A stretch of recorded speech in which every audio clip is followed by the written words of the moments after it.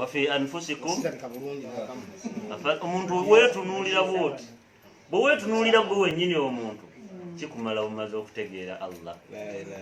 Olwaliro abantu balina olugezigezi ne bajja ne bagamba nti kwegamba mu kugezaako okwerimbika mu kutonda kwa Mungu ne bagamba nti tuyina kye tuyita al istinsakh, nti tusobola okukwata omusajja ono ne tumuggyako enkwaso ne tufuna nejji ly'omukyalo ono ne tubitwala ne tubigatta wamu, bwe kimala okufuuka ekintu ne tufuna olubuto lw'omukyala mwe tukola ki ne bagamba nti ekyo naffe tukikola era omwana ne bamuzaala nga waali. N'obabuuza nti kale yadde mwerowooza nti muli bakitalo nnyo, lwaki temutonda enkwansi eyammwe nejji nga temubijje ku muntu? Allah agamba nti afara'aytum ma tumnun a antum takhluqunahu am nahnu al-khaliqun. Omwana musobola omukuza mu bicupa nga bwe mwagala era n'avaamu, naye mwetondere enkwanso z'omusajja nejji ly'omukyalo ono mubyekolere nga mmwe mu ngeri yammwe, tulabe oba munaasobola okutondamu n'avaamu omuntu. Tekisoboka. Naye mwana watte omuntu nga Katonda yamukola ng'omutima gwe mugumu tasobola kutegeera Allah tabaraka wa taala. Omuntu tasobola kutegeera Allah tabaraka wa taala. Nawe ekyo baganda bange kyetaaga omuntu buli wonna w'oba oli n'otegeera Allah tabaraka wa taala. Tuzize ku kigambo ekigamba mbajjukiza nga mbagamba omuntu buli bw'oyitiriza falsafa oyinza okumaliriza ng'ovudde ku Mungu. Inna alqalila min alfalasifa yamilu biaqli alinsani ila alilhad.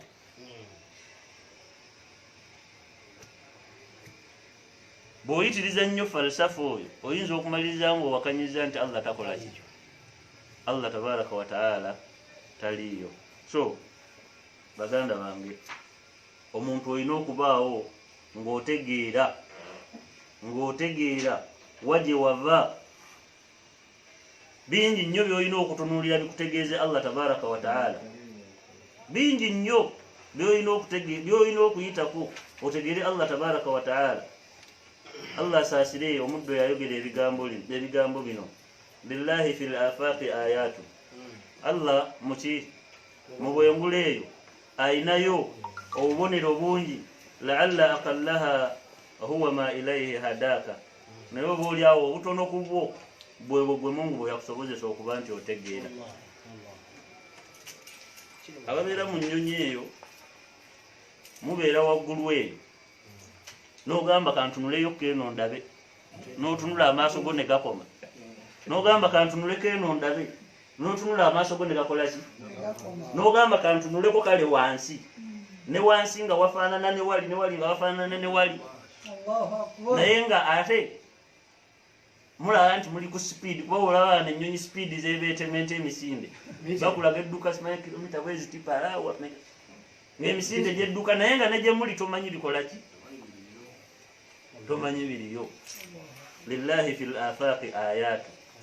Allah mu bwengula eyo ayinayo obubonero bungi, la'alla aqallaha oba oli awo obusinga obutono ku bwo ma huwa ilayhi bwe yakutegeeza Mungu ate era nga kituufu. Wala'alla ma fi nafsi min ayatihi, ate oba oli awo ebiri mu myoyo gy'abantu mu bubonero bwe ajabun ujab, byewuunyisa nnyo. Law tara aynaaka, amaaso go bwe gaba galaba. Sekafa okuwajja oliwo naye kati oli musajja mukulu.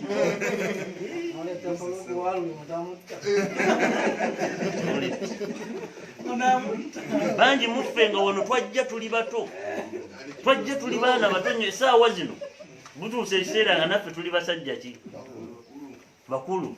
Wala'alla fi nnafsi min ayati, omuntu bwe weetunuulira gwe wennyini obubonero obukulaga nti Allah gy'ali buyitirivu nnyo, ajabun ujab, bwewuunyisa nnyo.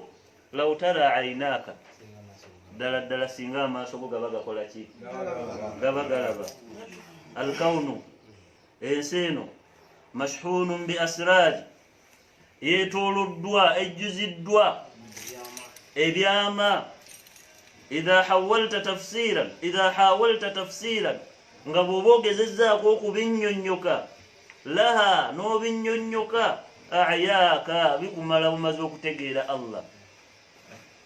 Ensi eno yeewuunyisa ya jamaa.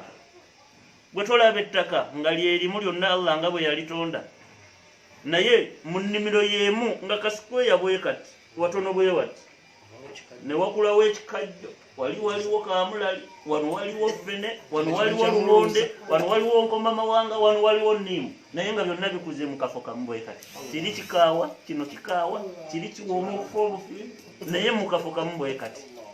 Nga byamera na byokka. Alkawunu mashhunun bi asrari. Ensi eno ejjudde ebyama. Idha hawalta tafsiran laha a'yaaka, nga singa oba ogezezzaako okuba nti obinnyonnyoka bikumala bumaze okutegeera Allah. Kulli tabib, gamba omusawo, takhattafatuhu yadu rrada, eyeewulira nti ye mukujjanjaba endwadde kafulu nnyo, eyeewulira nti ye mukujjanjaba endwadde ki mukafulu nnyo, mugamba omubuuze ya mudawiya al amradhi, owange gwe awonya endwadde azivumula, man ardaaka, ani yakuyigiriza? Abasawo bonna babusoma, naye wabawo gwe bagamba nti onojja ikono bamuyita bagayino mu nsonga ezo ez'okujjanjaba abakyala ebyo, mulungi nnyo musufu. Era nti ate ono mu nsonga z'amaaso mulungi nnyo musufu, nti oli abaana abeesika yaabwe ani mulungi nnyo musufu. Omusawo oyo mubuuza ani yabikuyigiriza ebyo? Aba Allah tabaraka wa taala yawa omuntu tawfiiki eyo, naba nti asobola okukola kyakola nekiyitamu nga bwe kirina okuba. Wa kulli lmaridi naja, ate obuuzeeyo ku mulwadde awonye. Wa ufiya, awona n'aba nti asuusibwa. Baadama ajazat fununi tibbi, oluvannyuma lw'okuba nti abasawo bonna balemereddwa. Omulwadde oyo mubuuze man afaaka, ani yakuwonya?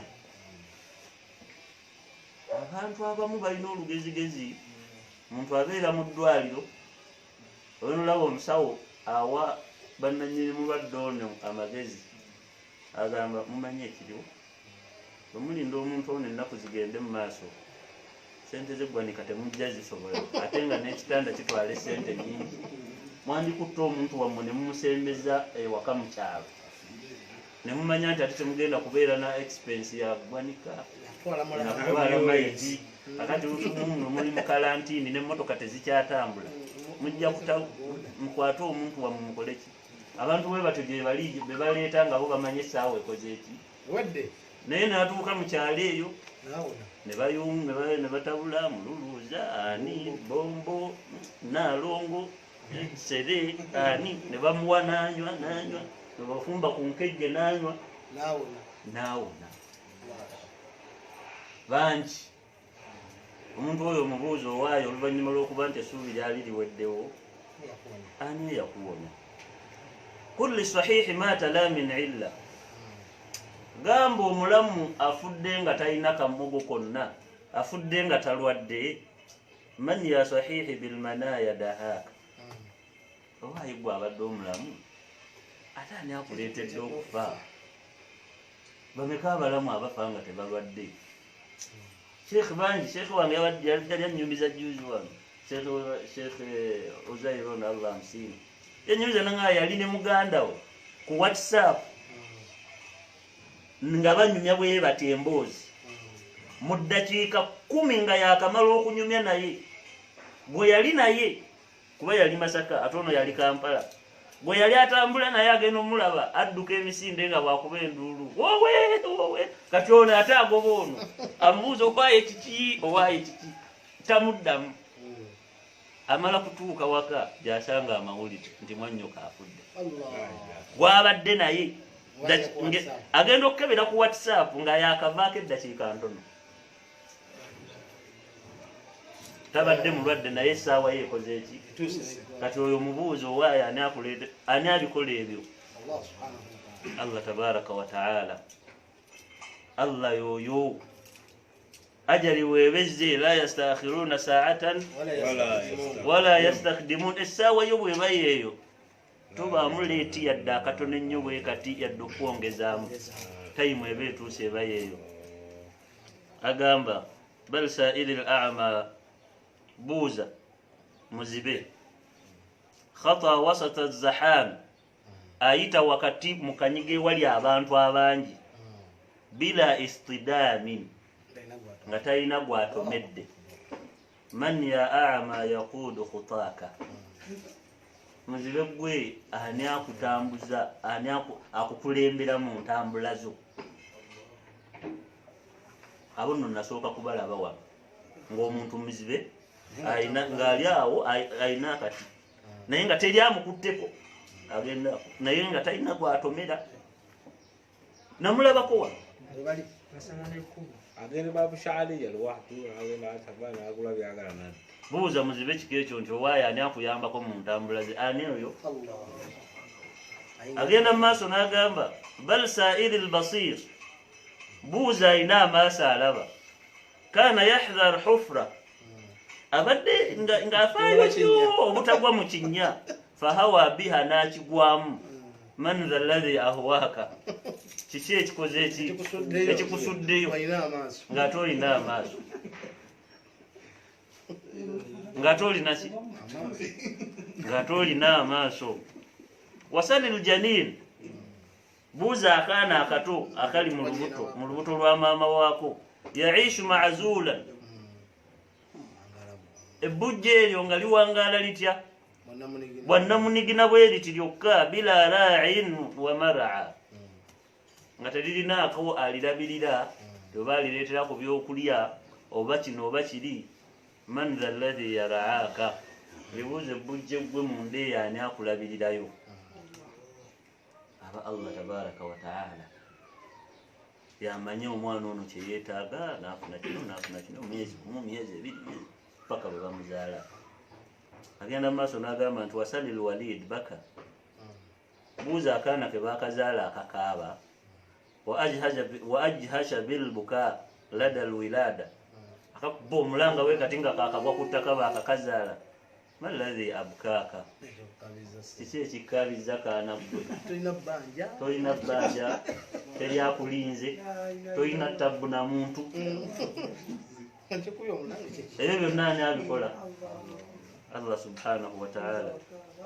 Agamba wa idh tara thu'ban yanfuthu summahu, bw'olaba ng'omusota guwanda obusagwa bwagwo, fasalhu, gubuuze, man ya thu'banu bisumumi hashaaka, musota gwe ani yakuteekamu obutwa n'abeera nti ate akutaasa nti gwe tebukutta. Eri omusota gutabulina enjawulo yaagyo, nnuma yaagyo, nti essalwambwa lyo lyamannyo bwe likwata terita, tettimba yo yakumira, enswera yeekugojja ate neekuddira neekuddamu, n'emirala emisota. Naye ne gubeerawo nga gubulina obusagwa, naye gwo ne guba nti tegukola ki. Agamba wasaluhu, ogubuuze, kaifa taishu ya thu'ban, owangaala otya musota gwe, au tahya, obeera otya omulamu, wa hadha summu yamla'u faaka, ng'obutwa obwo bujjudde mu kamwako. Buba n'obutwa bwagwo naye ng'ate bwe bulamu bwagwo, so ng'ate gwe ne gumala kutemako bwebu, taggwe eba ekujjidde. Alina mu maaso n'atugamba was'al butuni nahla, buuza embuto zaki, z'enjuki, kaifa taqatarat shahadan, zivaamu zitya, omubisi. Wa qul lishahadi, obuuze gwe ate obuuze ogamba omubisi ogwo, man hallaaka, ani akusengejja. Enjuki egenda kukamuli, basoma pollination, asimanyi egenda kukamuli, kamuli kuli egenda kukamuli kuli, nejjako byejjeeko, negenda nekola byekoze, nemuvaamu omubisi. Buuza enjuki eyo omubisi egujjawa, era bagusengejjerawa. Agenda mu maaso n'agamba nti bali sali labani almusaffa, buuza amata ameeru. Buuza amata ki? Ameeru. Min baina farathin wa dami, agatambulira mu ki? Gava wakati wa ki? W'obukyafu n'omusaayi.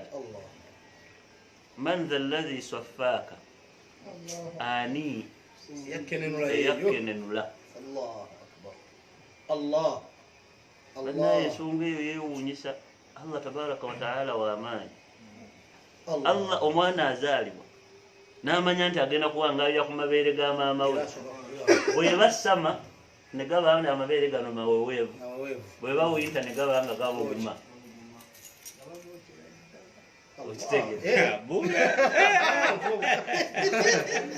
Naye ne weewuunya nti guno mubiri, ebbeere lino amata mwe gava mubiri, mulimu omusaayi, mujjudde emisuwa naki. Naye ne muba ate nga muvaamu amata agakola ki? Amatukuvu ennyo. Tosobola kusala n'ogamusanga.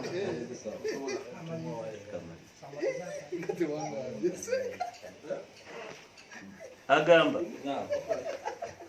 wa idha ra'aita an-nabta fi as-sahra, bw'olaba ekibala ekimera kyonna mu ddungu, yarubu wahdahu, nga kyekuzizza kyokka, fas'aluhu man arbaaka, kibuuza ani yakusimba. Nojja ogenze mu ddungu osanzeeyo emicungwa, kitegeeza teriyo yagisimbayo, naye Allah ye yakola ki? Ye yakusimbayo. Nagira maaso n'agamba nti wa idha ra'aita an-nakhla mashququ an-nawa, wa idha ra'aita an-nakhla, nakhla bw'oba olabye entende mashququ an-nawa, ng'evuddemu ensigo, fas'aluhu, jibuuze man ya nakhla shaqqa nawaaka, ani akwasizza neefubutukayo bweti.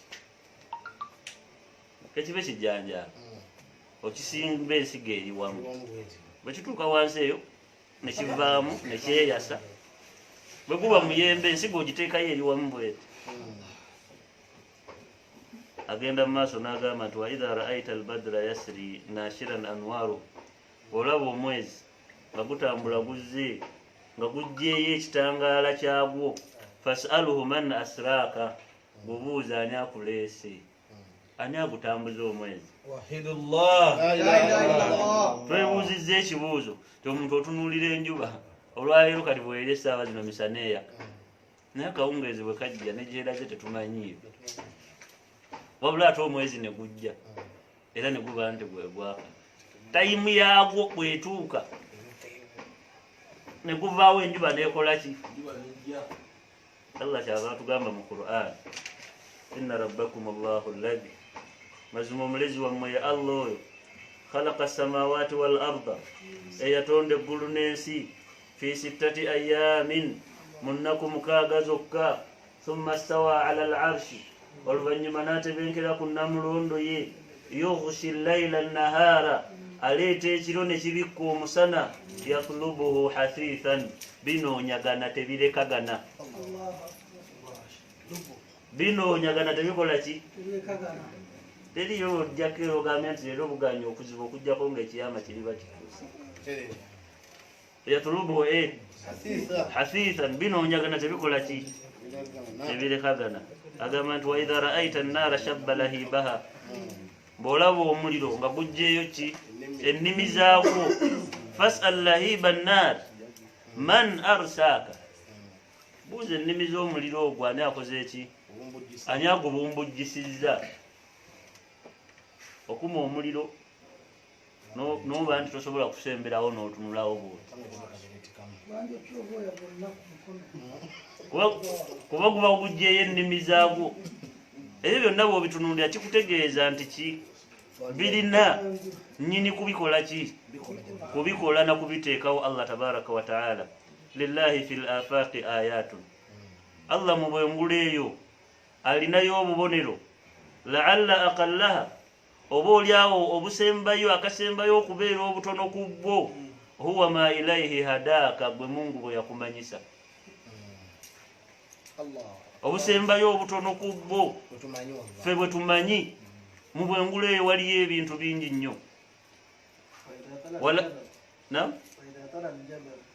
agamba nti wa idh tara aljabala al ashumma manatihan qimami sahab nti bw'olaba olusozi lubwaguuga nga luwanvu nnyo lugenze ng'obuwanvu lwagwo lujula kuyingira bire fasalhu man arsaaka buuza olusozi olwo ani yakunywezaawo ate n'akuwa obuwanvu obwo bwoliko lillahi fil afaaqi ayatun Allah mu bwengulu eyo alinayo obubonero bungi la'alla aqallaha oba olyawo akasembayo okubeera obutono kukko obusembayo okubeera obutono ku bwo huwa ma ilaihi hadaka bwebwe bwe yatumanyisa Allah tabaraka wa ta'ala wala'alla ma fi nnafsi min ayatihi oba olyawo n'ebiri muffe abantu mu bubonero bwe Allah tabaraka wa ta'ala ffe abantu mu bubonero bwe obutuliko bwe twerabirako nga bwe twagambye nti wa fi anfusikum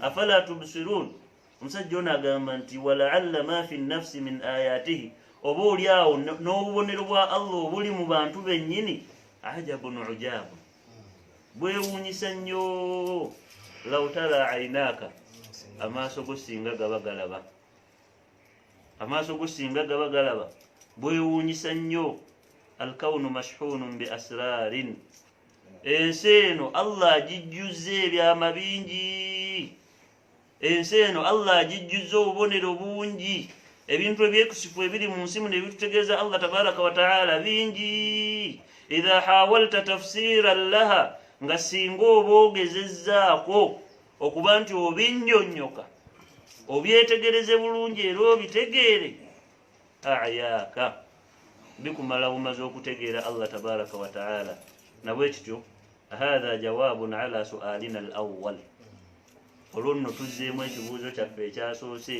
ekibuuzo ekigamba nti min aina wa man ana navaawa era nzaani min aina wa man ana navaawa era nzaani omuntu olina okutegeera nti wooli waliwo eyakuteekawo Allah agamba nti am khuliqu min ghairi shay'in am humul khaliqun kwegamba baagala gamba teri abatonda beesanga weebali oba bebeetonda baagala gamba nti bakyemeza ng'osobola okulaba omwana n'ogamba nti oyo yajja yekka era ne muzaddewo ne waba yamulagajjalira tosobola kugamba nti ono omwana nti oba bamugye mu babies home n'ogamba mbu talina yamuleeta bamusanga ali awo era oba omanyi nti kitaawe gyali ne maama we babula bamuleeta ne bamusuula ne bamuteeka we bamutadde tetumanyi bikwatako Allah agamba nti am khalaku samawati wal ard oba baagala gamba abantu abo nti be baatonda ensi n'eggulu bal la yuqinun naye abantu abo tebakola ki tebakakasa Allah tabaraka wa ta'ala tebaagala mutegeera Allah tabaraka wa ta'ala nawe ekyo baganda bange ab'ebitiibwa darusi yaffe olwaleero ejja kukomaawo olunaku lw'enkya Allah wanaaba akyatuwadde obulamu tujja kudda ku kibuuzo ekyokubiri ekibuuzo ekigamba fahal khalaqu anfusahum abaffe abantu abo be beetonda abaffe abantu abo be bakyemeza nja kuddamu nkugambe akatono ennyuku ansi eyo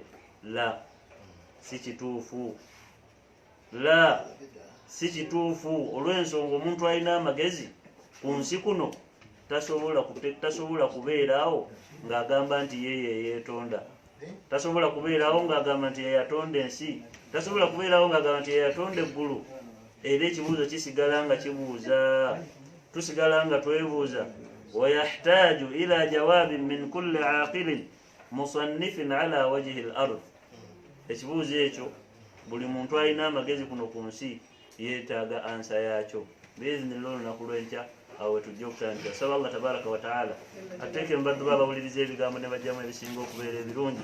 Tumusaba Allah tabaraka wa taala ateeke mu baddu be abasoma amateeka ge ne bagateeka mu nkola. Tumusaba Allah tabaraka wa taala atuteeke mu baddu be abamwawula mu butuufu bw'okumwawula. Tumwegayirira Allah tabaraka wa taala atuteeke mu baddu be abafaayo nnyo eri eddiini yaabwe. Subhanaka Allahumma wa bihamdik nashhadu an la